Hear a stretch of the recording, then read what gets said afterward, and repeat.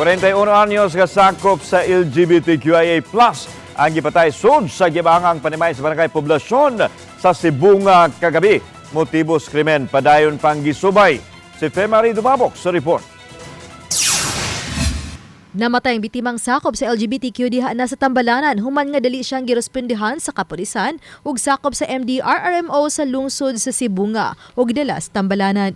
Nakadawat og taho ang kapulisan alas 8:20 gabii sa duha ka sunod-sunod nga boto sa armas nga nadunggan sa mga silingan sa biktima gikan sa panimay sa biktima. Sa pakisusi sa kapulisan nga kabisado sa suspetsado ang lugar, human nga gilikayan nga makuhaan sa CCTV camera nga gimontar sa biktima at tubangan sa giabangang panimay.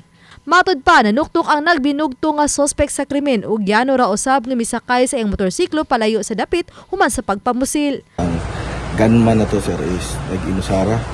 Kaya to medyo accordingly sir, medyo kabaw siya sa lugar kay nakakuhan mo siya nga nilikay sa camera sir ba? Itaan mo nga diagi, imbis na mawagi sa dani, agi sa gilid sir. So sir, asob na nagkandak pa og kanang backtracking ang investigation ng atong mga personnel. Kapay tuig nag-abang siya diya.